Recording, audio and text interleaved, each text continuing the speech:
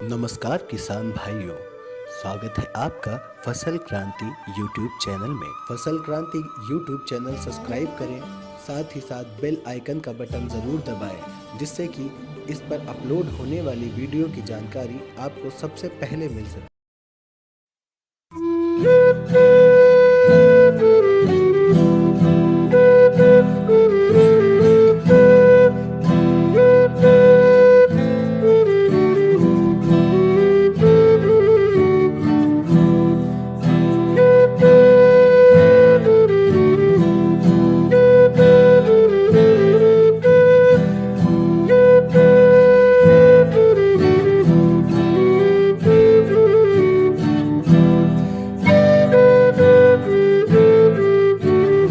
नमस्कार, मैं विपिन मिश्रा एक बार फिर से हाजिर हूं आपके पसंदीदा यूट्यूब चैनल फसल क्रांति पर। किसान साथियों, आज मेरे साथ बैठी हैं डॉक्टर अंजलि मलिक। आप स्कूल की प्रिंसिपल भी हैं, शिक्षाविद भी हैं और समाज सेवी हैं। आप जैविक खेती को बढ़ावा दे रही हैं एवं हजारों किसानों को अब तक ट्रेनिंग दे चुकी हैं। शहरों में किस तरह जैविक खेती किया जाए, इस पर मैडम बहुत अच्छे ढंग से काम कर रही हैं। इनसे हम जानेंगे कि जैविक खेती को बढ़ावा देने का विचार कब आया और कैसे आया। मैम, सबसे पहले आपका मैं स्वागत करना चाहता हूं। नमस्कार जी। और आप हमारे दर्शकों को बताएं कि एक स्कूल की प्रिंसिपल होने के साथ साथ और दिल्ली जैसे मेट्रो सिटी में रहने के बावजूद जैविक खेती का विचार आपके मन में कब उपजा? जब मैं ये देखती थी कि हमारे जो बच्चे हैं ना, तो वो अच्छा खाना खाते हैं, ना उनकी हवा उनको अच्छी मिल रही है जिसमें वो सांस ले रहे हैं, ना ही पीने के लिए पानी साफ है। तो देखा जाए तो हम अपने बच्चों को लिए क्या दे रहे हैं और क्या छोड़ के जाएंगे इनके लिए। ये बच्चे क्या करेंगे कि हमारे जो पहली जनरेशन चली गई वो हमारे लिए क्या छोड़ के गई। तो मुझे लगा नहीं, हमें कुछ करना तो चाहिए इस मामले बात में।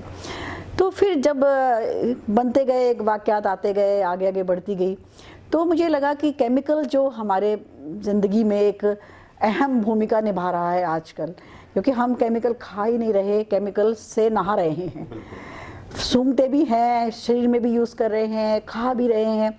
तो मुझे लगा हमें कुछ ऐसा करना चाहिए कि ये केमिकल रूपी राक्षस को हमें अपने ज़िंदगी से बाहर निकालना है। अगर हमें अपने बच्चों को साफ़ हवा, साफ़ पानी, साफ़ खाना, ये एनवायरनमेंट के लिए, ये ग्लोबल वार्मिंग, ये these all are responsible for ये केमिकल फार्मिंग की वजह से ही सारा कुछ है। तो ये सोच के मैं इस लाइन में आ गई, अपने आप आ गई या आई, ये डेस्टिनी थी। इसके लिए मैं ऐसा कुछ नहीं कह सकती कि मैं अपने आप आई। शायद कोई ऊपर वाले का इशारा था कि भाई आपने ये काम करना है, तो मैं उसमें आ गई और मैंने शुरू कर दिया। मैम, थोड़ा सा बताइए कि शहरों में कितने लोगों को अब तक आपने ट्रेनिंग कर दिया है, उनका क्या रिस्पॉन्स है? देखिए, शहरों में मैंने कम से कम अब तक 300 से लेकर 400 तक लोगों को ट्रेंड करा है। और जब वो यहाँ से ये कोर्स करने आते हैं तो उनका एक मुद्दा होता है कि हमें टेरेस पे, अपने छत पे एक गार्डन लगाना है या सब्जियां उगानी हैं। लेकिन जब वो यहाँ से जाते हैं ट्रेनिंग करके, तो उनका जो विज़न होता है वो बहुत ब्रॉड हो जाता है। मतलब वो कहते नहीं, हमें तो कुछ करना ही है। और बहुत सारे लोगों ने, पढ़े लिखे लोगों ने ज़मीन लीज़ पे लेके भी अपना खेती करनी शुरू कर दी है, एज ए बिज़नेस बना लिया उन्होंने। और छत पे तो काफ़ी लोग कर ही रहे हैं, कुछ ना कुछ तो सभी कर रहे हैं। जितना जिसके पास जगह और टाइम है वो बहुत आराम से कर रहा है, और जो नहीं कर पा रहे हैं वो इसको आगे फैला ज़रूर रहे हैं। मतलब उन्हें समझ में आ गया है कि क्यों हमें टेरेस गार्डनिंग या अर्बन फार्मिंग ज़रूरी है। मैं इसको अर्बन फार्मिंग का नाम देती हूँ, क्योंकि वो रूरल फार्मिंग हो रही है, यहाँ अर्बन फार्मिंग है। अगर हम दोनों मिल के करेंगे तभी हम इस प्रॉब्लम का सलूशन निकाल पाएंगे। जी मैम, जहाँ तक मैंने आपके बारे में जाना है, आप गौपालक भी हैं और गौ सेवा के ऊपर भी बहुत जोर देती हैं। तो थोड़ा सा गौ सेवा के बारे में आप बताएं कि देसी गायों को लेकर आप क्या काम कर रही हैं? देखिए, ये बात तो हमें समझ आ जानी चाहिए कि देसी गाय अगर बचेगी तो ही हम बचेंगे। जी। देसी गाय हमारी एग्रीकल्चर की रीढ़ की हड्डी है, राइट। और एग्रीकल्चर हमारी रीढ़ की हड्डी है, तो देसी गाय के बिना हम एग्री नहीं कर सकते, राइट। और देसी गाय के बिना हम अपने जो एनवायरनमेंट के लिए भी कुछ नहीं कर सकते। तो मैं देसी गाय के गोबर और गौमूत्र से बहुत सारा सामान बनाती हूँ। जैसे फ़िनाइल, कॉमन सी चीज़ है, हर इंसान अपने घर में फ़िनाइल यूज़ करता है, बट उसमें केमिकल है। तो वो किसी ना किसी तरीके सूंघने में वो केमिकल हमारे आता है। तो हम गौ फिनाइल बना लेते हैं गौमूत्र और नीम को मिला के, उसमें कोई केमिकल नहीं है। इस तरह हम हिट डालते हैं मच्छर के लिए, उसमें भी हमने हिट भी ऐसा ही बनाया हुआ है, जिसको कि हमारे एक बच्चे ने नाम दिया था नीमो हिट। तो हमने वो गौमूत्र और उसमें नींबू उबाल के उसको स्प्रे करने से मच्छर नहीं आते हैं। तो जैसा आप जानते हैं कि शुरू से हमारे पूर्वज भी गौमूत्र गोबर से लेप करते थे, घरों में धुनी जलाया करते थे, और इससे कभी कुछ चीज़ें नहीं हुई। तो इन चीज़ों का बहुत बेनिफिट है। तो हम इस तरह साबुन बनाते हैं, तेल बनाते हैं, मंजन बनाते हैं, मतलब सैनिटेशंस की सारी चीज़ें बनाते हैं, जिससे कि केमिकल हमारे डे टू डे लाइफ में कम हो जाए। और बाकी मेरा पूरी ये होती है कि मैं गौपालक परिवार बनाती हूँ, क्योंकि देखिए हमें अच्छा खाना चाहिए और अच्छा दूध भी चाहिए, और उसकी जिम्मेवारी हमने दे दी उन गरीब लोगों को कि भाई तुम करो, हमें उससे कोई मतलब नहीं है। तो ये चीज़ें प्रैक्टिकली नहीं है। मेरा मानने का, मैं ये मानती हूँ कि गाय हमारी जब तक श्रद्धा में है तब तक नहीं चलेगी। जिस दिन वो व्यवहार में आ जाएगी तब वो चलेगी।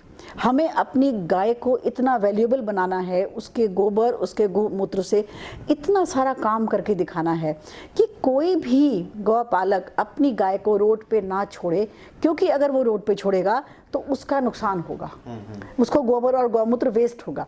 जिस दिन ये सिचुएशन आ जाएगी, आपकी देसी गाय बचना शुरू हो जाएगी और बढ़ना शुरू हो जाएगी।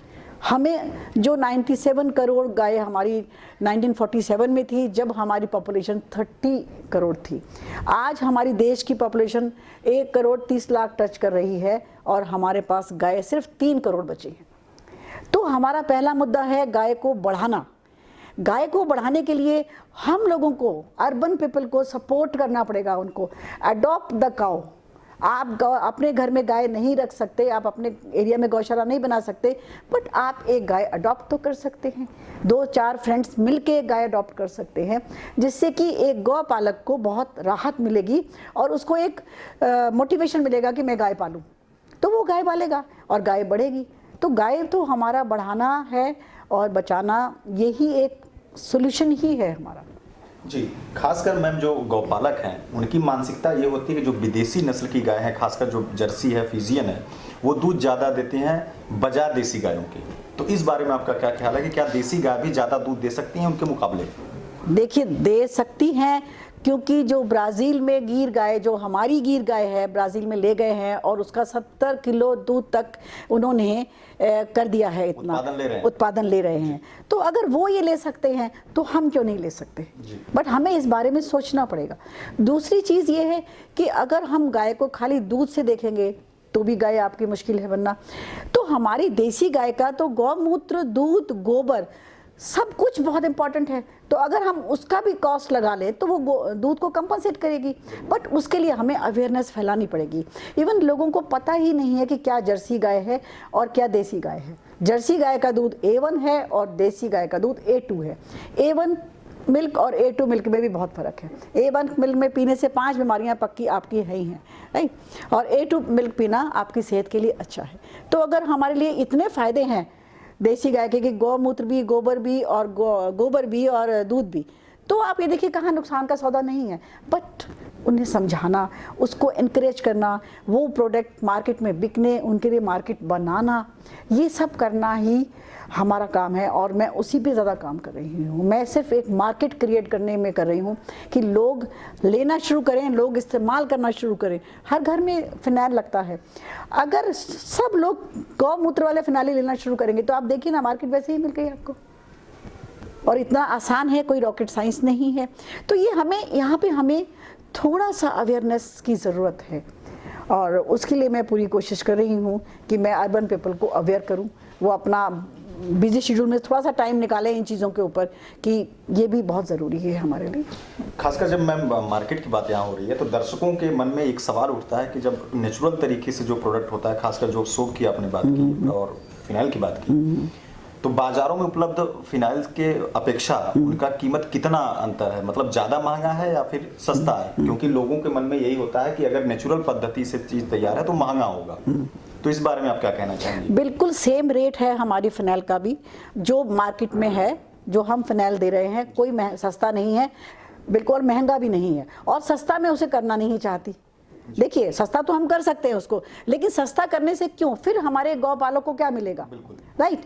तो महंगा तो बिल्कुल भी नहीं है, लेकिन अगर थोड़ा सा महंगा हो भी गया नेचुरल चीज़ें, मैं सिर्फ एक क्वेश्चन पूछती हूँ कि नेचुरल चीज़ थोड़ी सी महंगी हो गई, जो पैसा आप दवाइयों पे खर्चते हैं उसको भी बीच में ऐड कर ले तो कॉस्ट कहाँ जाएगी आपकी, वहीं पे आ जाता है देखा जाए तो। ये सिर्फ हमारी मानसिकता है, ये हमारा सोचने का वो है।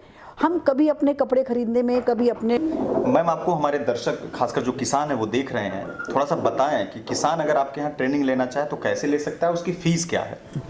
देखिए किसानों की ट्रेनिंग की हमारी फीस सिर्फ 300 रुपीज़ है, जो 3 दिन की ट्रेनिंग है और उनमें हम उनको सब कुछ सिखाते हैं।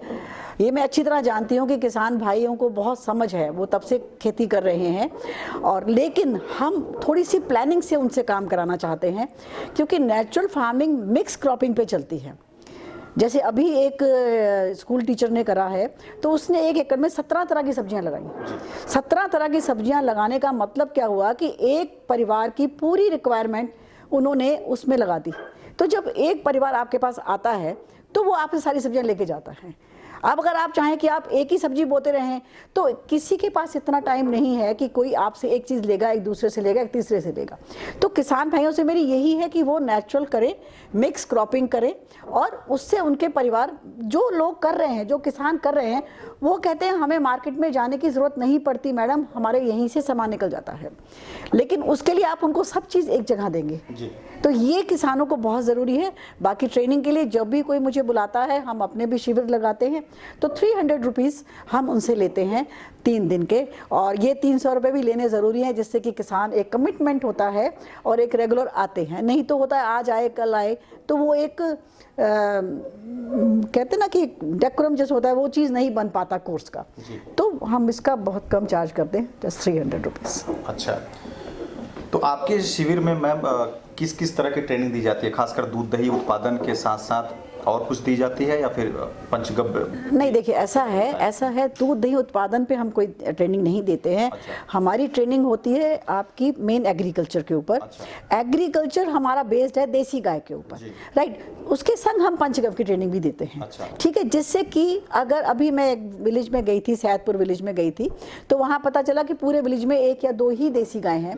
तो मैंने कहा बहुत है, एक देसी गाय 30 एकड़ लैंड के लिए काफ़ी है। तो संग में हम आपको पंचगव्य की ट्रेनिंग देंगे, जिससे कि आप जिसके पास गाय है उसका एक बिजनेस मॉडल तैयार हो गया आपके। तो आई मीन टू से कि अगर इस तरह से अगर हम ट्रेनिंग में जाएंगे और लोग सीखेंगे, तो लोग देसी गाय रखना शुरू कर देंगे, राइट। तो किसानों के लिए हमारा बिल्कुल ओपन है, हम उन्हें मार्केट भी देते हैं। बहुत सारे किसान हमारे संग जुड़े हुए हैं और बहुत अच्छा वो कर रहे हैं। उन्होंने ही, किसानों ने अपना ग्रुप बना लिया है, 20-25 किसान जोड़ लिए हैं, और उसमें से कुछ किसान ट्रेडिंग करते हैं, उनका सामान ले आते हैं और उनको हाथ के हाथ पैसा मिल जाता है, और मीडिएटर बीच में से कट गए आपके। जो मेन प्रॉब्लम है किसान की, कि किसान को, हमें जो मार्केट में 50 रुपये का मिलता है, किसान को 10 या 15 रुपये मुश्किल से उसके मिलते हैं। तो अब किसान को पूरे के पूरे पैसे मिलते हैं, और बहुत सारे लोग जुड़ रहे हैं। और मैं किसान भाइयों से यही निवेदन करूंगी कि ज़्यादा से ज़्यादा लोग जुड़ें, तादाद में जुड़े इससे, और जो भी मेरी उनको हेल्प चाहिए मैं हमेशा तैयार हूँ उसके लिए। मैम एक सवाल और है कि भारत एक कृषि प्रधान देश है, ये किसानों का देश है, लेकिन विडंबना ये है कि किसान अब खुद खेती नहीं करना चाहता और अपने बच्चों से खेती करवाना चाहता है, और खासकर जो युवा गांव का है वो शहरों को पलायन कर रहा है। तो इस बारे में आप क्या कहना चाहेंगे कि युवाओं को कैसे आप प्रेरित करना चाहेंगे खेती में, क्योंकि खेती एक फायदे का भी सौदा है? देखिए, इसमें मैं किसानों को दोष नहीं देती जी, क्योंकि अगर आप कोई भी काम करते हैं, आपसे भी मैं पूछती हूँ, अगर आप एक काम कर रहे हैं और उस काम में आपको कोई प्रॉफिट नहीं है, नुकसान ही नुकसान है, आपकी सेहत भी खराब, पैसा भी खराब, घर भी खराब, परिवार भी खराब, तो आप कभी नहीं चाहेंगे कि आपके बच्चे भी वही काम करें। तो किसान कैसे चाहेगा कि उसके बच्चे काम करें? उसके लिए हमें किसानों को मजबूत बनाना पड़ेगा और किसानों को भी मिल के काम करना पड़ेगा। उस दिन भी मैं गांव में ये कह रही थी, मैंने कहा किसानों में सबसे प्रॉब्लम, वो आपस में मिलते नहीं। एक गांव पूरा मिल जाए, उस गांव को मैं इतना सुंदर गांव बना दूंगी, पूरी हेल्प करके, सब चीज़ करके, लेकिन किसानों को एकजुट होना पड़ेगा। ये बहुत ज़रूरी है, क्योंकि देखिए हम लड़ाई लड़ रहे हैं बाहर से और आप अंदर बैठे हुए हैं। तो अगर आप अंदर से लड़ें और हम बाहर से लड़ें तो हम जल्दी जीतेंगे। अब मैं अपनी तरफ से, हम बाहर से लड़ रहे हैं। तो किसान भाइयों से मेरी यही है कि वो एकजुट हों और अच्छी तरह नेचुरल करें, क्योंकि केमिकल करने में उनका भी नुकसान है, उन्हें कोई फ़ायदा उससे भी नहीं मिलता। या तो मैं उस दिन मैं यही कह रही थी उनसे, मैंने कहा आप खुश हो अगर इस खेती से? तो बोले नहीं। तो मैंने कहा जब आप खुश नहीं हो तो फिर आप चेंज करो। या तो आप बहुत खुश हो, आपको बहुत पैसा मिल रहा है, आपकी सेहत बहुत अच्छी है, फिर तो समझ में आ गया कि चलो कोई प्रॉब्लम ही नहीं है आपके साथ। बट आप खुश ही नहीं हो, आपको कुछ भी नहीं मिल रहा, तो फिर नई चीज़ आजमाने में क्या बुराई है? जो किसान कर रहे हैं, हम तो उनकी ट्रेनिंग में जो किसान कर रहे हैं उनको भी लेके आते हैं, ताकि एक किसान उस दूसरे किसान को बहुत अच्छी तरह समझा सकता है और वो किसान उसकी बात समझ सकते हैं। तो इस तरह से किसान के बच्चे भी आएंगे। जब देखिए आपको अच्छा कहीं भी मिलेगा, कोई भी आप काम करते हैं उसमें आपको फ़ायदा मिल रहा है, तो आपके बच्चे ज़रूर करेंगे, अपने आप ही करेंगे। वो बच्चों को लगेगा कि हमें ये करना है। लेकिन मुझे इस बात की बहुत खुशी है कि जैसे मैं अर्बन फार्मिंग में ट्रेनिंग देती हूँ, तो यहाँ पे पढ़े लिखे लोग अब मेरे से पिछली ट्रेनिंग में भी कम से कम 6-7 लोगों ने कहा कि हम अपनी ज़मीन लेके करेंगे।